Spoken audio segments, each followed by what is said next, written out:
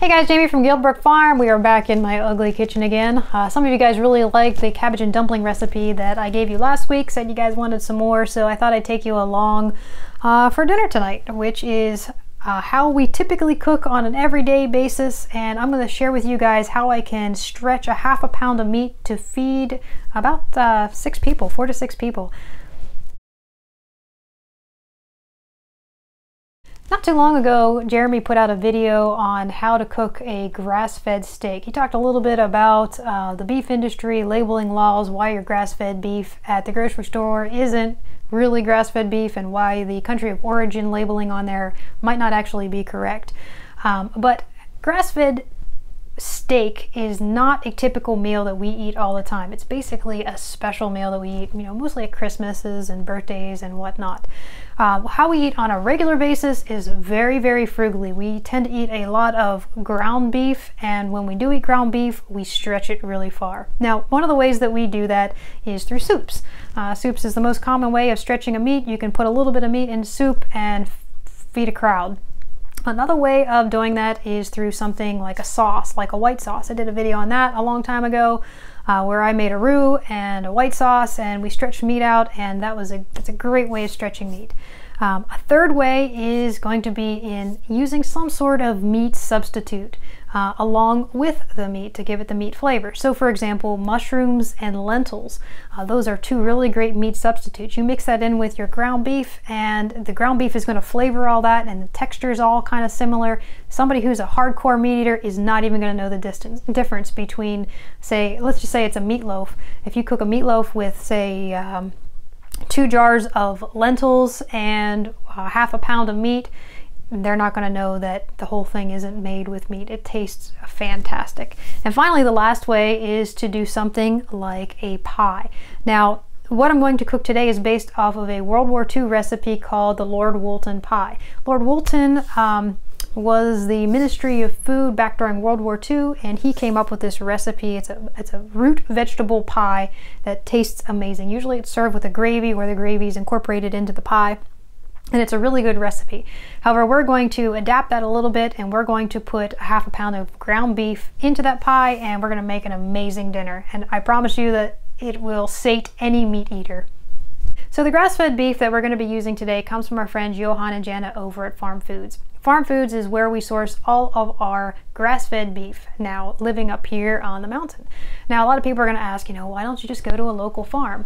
Well, all the farms around here feed their cattle GMO corn. For me, it is extremely important to have the highest quality ingredients put into my body, so that would help offset any kind of sicknesses or illnesses. This is something that I've experienced through my life, where eating lower quality foods has made me ill, and since switching over my diet to higher quality foods, I have not been sick at all. So it's really important for me to use the highest quality ingredients possible, and grass-fed beef is what I'm going to eat if I do eat any kind of meat.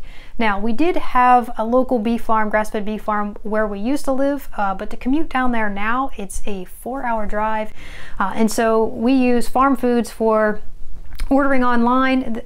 We send it off to them, and within a week later, we get it back here at the house. It comes frozen with a block of ice. The meat tastes absolutely amazing. I believe right now they have a coupon that is still active. It's Guildbrook 10, where you get 10% off your first order, and if you order also 10 pounds or more, you get free shipping. If you guys are interested in having high quality beef, maybe you guys don't have access to a local grass-fed beef farm, I would highly recommend that you guys check these guys out. You guys know that we only recommend things that we have personally tasted and tried and really enjoy, and this beef is the way to go if you don't have a local grass-fed beef farm in your area. So, Lord Woolton pie recipe with meat, let's get on to that. All right, so I'm going to make this pie gluten-free, but you can use regular flour if you want to use regular flour. I do not have a recipe. I know this scares a lot of people. A lot of people want to know exactly how many cups, how many teaspoons of everything that I use. So what ingredients do you need for this Lord Woolton pie variation? Well, you're going to need some sort of root vegetables. I have some leftover cauliflower here, rutabaga.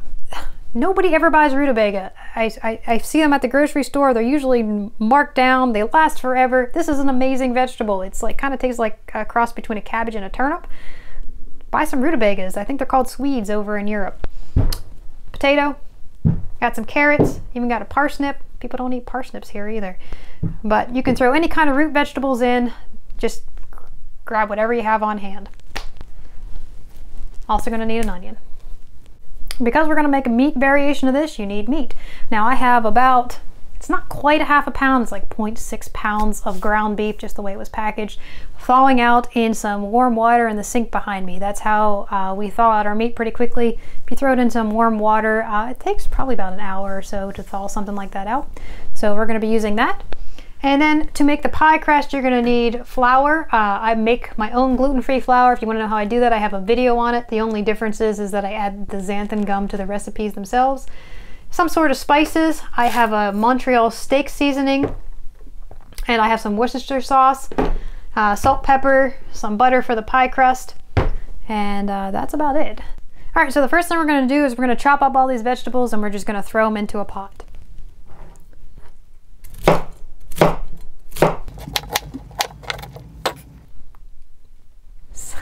Somebody in another video had loved to comment, do you wash your hands before you cook? Yes, I wash my hands before I cook.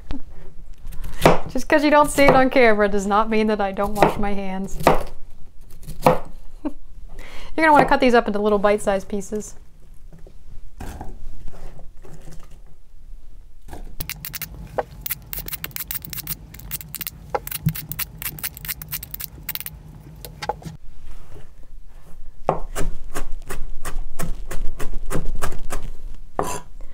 Now you're gonna ask me, what the heck are you doing with this vegetable scraps and why are you chopping them up?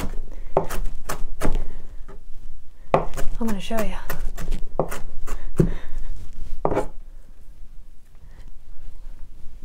Ready? Chokers!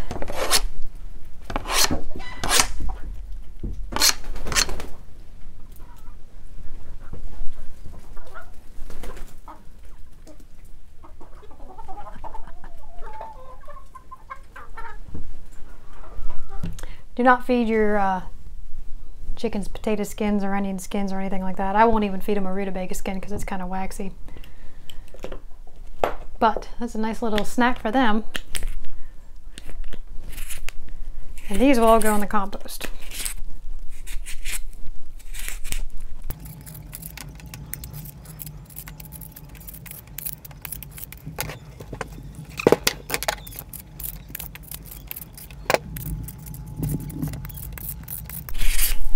Talked about these things before. This little hand peeler is amazing.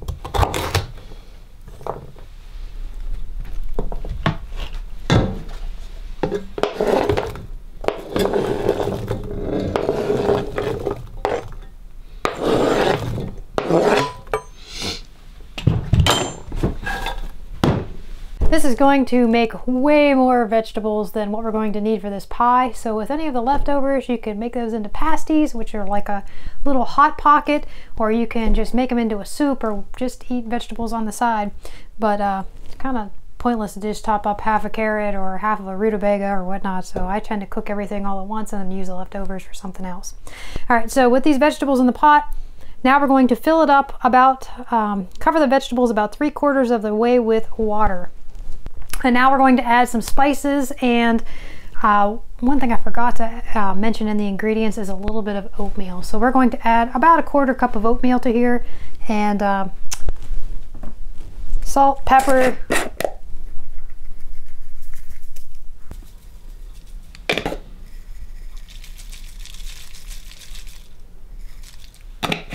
about 2 tablespoons of Worcester.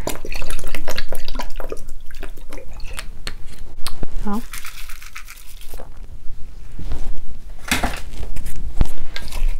I'm going to give that a quick stir.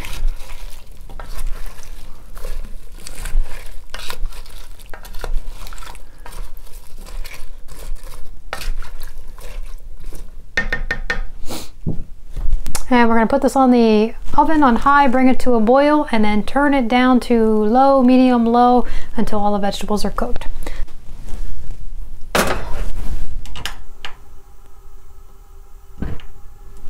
And we're going to cover it. Alright, our ground beef has been sitting in the water for probably about an hour now. It's nice and thawed. We're just going to brown it up in the pan.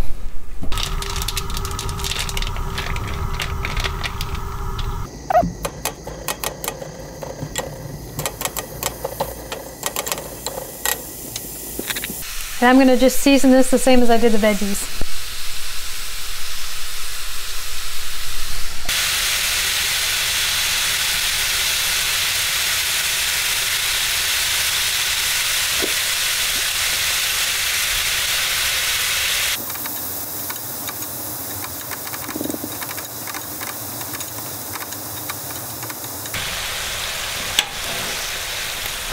All right, the beef is cooked, the veggies are on, and I'm going to work on my pie crust.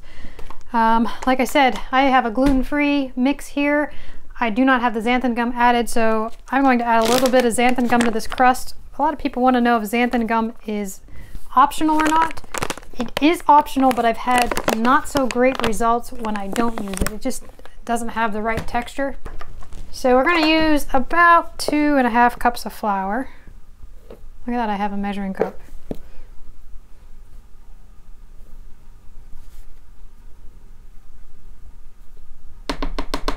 And actually I hear my vegetables boiling, so let's go check that out. So these are starting to boil. I'm just going to turn this down medium low. So 2.5 cups of flour, a little bit of xanthan gum. We got some cold butter here that I'm going to do about 5 heaping tablespoons.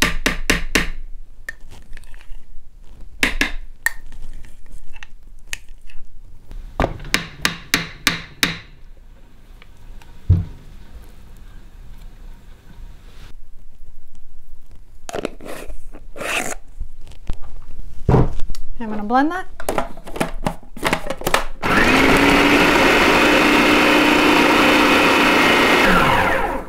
And now I'm going to add some cold water until this all comes together.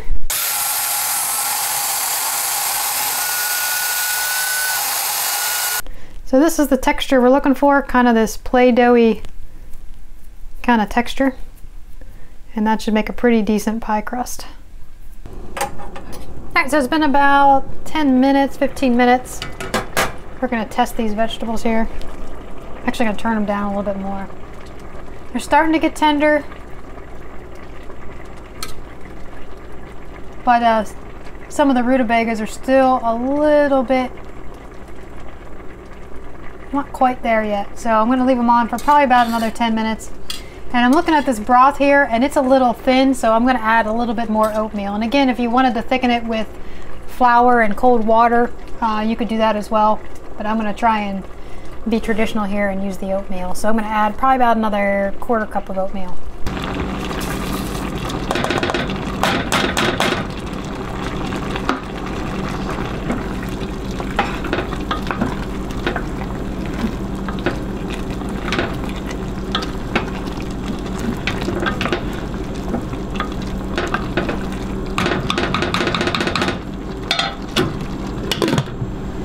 Alright, the veggies are cooked and I turned the burner off. We have our 1/2 pound of ground beef that is cooked and the burner's off.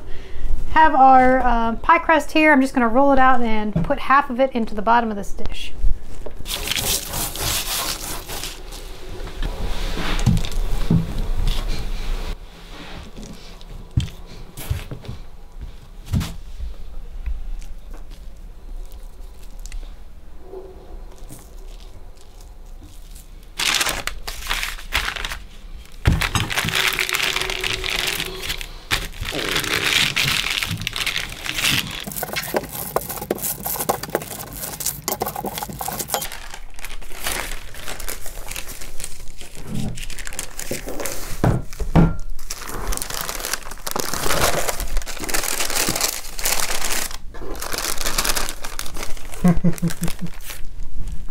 Hey, we do what we gotta do here.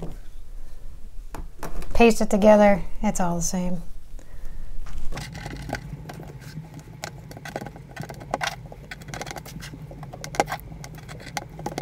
Just like Food Network. Voila. This is how we roll here. Things aren't pretty, but they do taste good. Alright. Now we're going to take our veggie mixture, put it in the pie.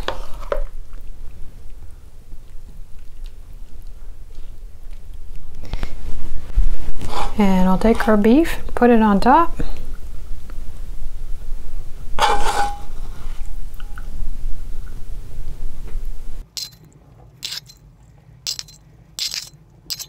Put more veggies on top of that.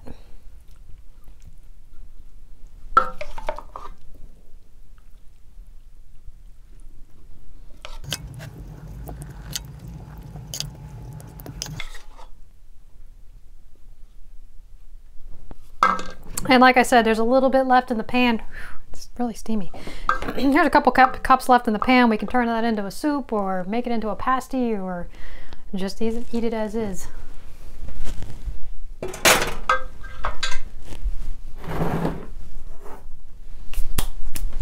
This, I'm going to sprinkle a little bit more salt on top. And a little bit of pepper.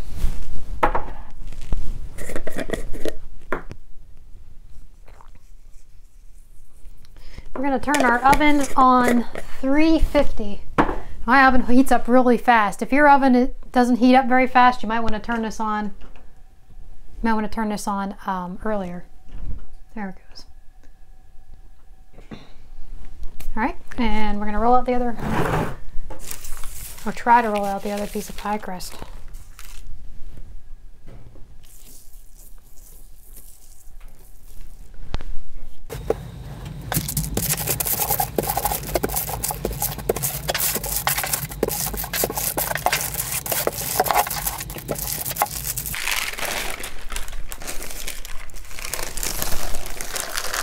That's what it's supposed to do.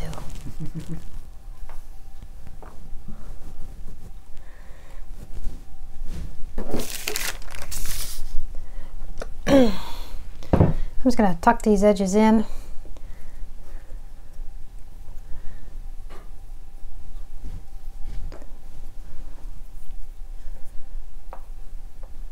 If you want to make a pretty pie crust, you can do so. My grandmother used to like have the edges hanging out and she'd pinch them with her thumbs. Yeah, I just don't have time for that. This is what my pies look like. I'm gonna poke some holes. We'll put a W for Lord Woolton.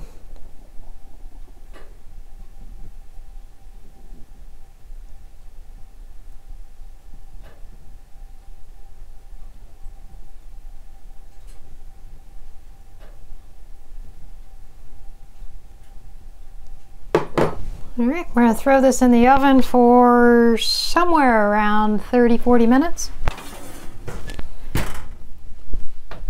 Or just until the pie crust's done, and we'll get back to you when it's ready.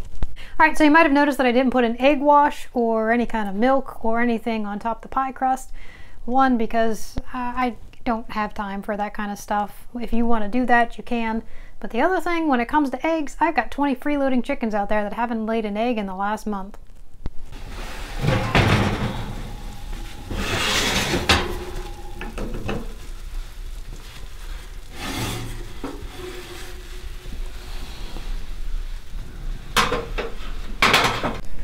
All right, one Woolton pie with meat, and I did throw it on broil for a couple minutes just to kind of get that top browned a little bit. All right, so this is good to go to eat just as is. If you wanted to, you can make a little bit of extra gravy on the side and pour it on top. Another way is to not put the gravy into the pie itself. You can just make like kind of a dry pie, and then you can make gravy on the side and drizzle it on top. But what about those people that are like, there's no way I'm going to eat root vegetables. I don't like cauliflower, I don't like rutabaga, and I don't like carrots or any of that kind of stuff. Well, you can do just about any kind of variation or pie that you want in this form. So let's just say sweet potatoes and onions and ground beef. That would be a really good combination. Or let's just say you like steak and onions and potatoes, or maybe peppers and potatoes and steak. That would be a good combination. Or maybe you have kids that are like, I don't like any of that kind of stuff. Well, you can do like a taco pie. Maybe you can do corn and beef and salsa and even some cheese, throw it in there. Maybe even make a cornmeal crust. You can pretty much do any variation that you want. The whole point is that you're using a small amount of beef to a large amount of vegetables or beans or something else as a filler, so that you're not spending a whole lot of money on very expensive grass-fed beef. But this is how we are able to feed our family of 4. And actually, this is going to be like a meal of 6, or it'll be 6 servings for us, for very, very inexpensively. And we eat very, very well on our budget, and this is how we do it. Now, another thing that you can also do is also make pasties out of this. I mentioned this somewhere in the beginning of the video. Basically, a pasty is a hot pocket. So you can make little individual pies and put your stuffing in them. You can send it off to school with the kids. It makes a great healthy lunch for them. There's just so many different things you can do with this, so many different variations. If you guys have tried a Woolton pie, or if you've tried something similar to this, leave your comments, questions down below. I want to hear from you. If you end up trying this particular recipe, let me know what you think. Leave that one down below. And again, if you guys are looking for a good source of grass-fed beef, I would highly recommend you check out FarmFoods. They have excellent quality, high quality beef. That's where we get our beef. And again, you can get 10% off your first order with Guildbrook 10 and free shipping over 10 pounds or more. So hopefully that's been helpful to you guys. Next video is going to be a whopper of a video. I know a lot of people have been asking about our income and our budgeting and all that kind of stuff, and you know, stuff like how can we afford grass-fed beef? Well, we just kind of answered it in this one, but in the next video we are going to talk about income, and that's going to be on the dirt on Sunday. So we will catch you then. Thanks for watching.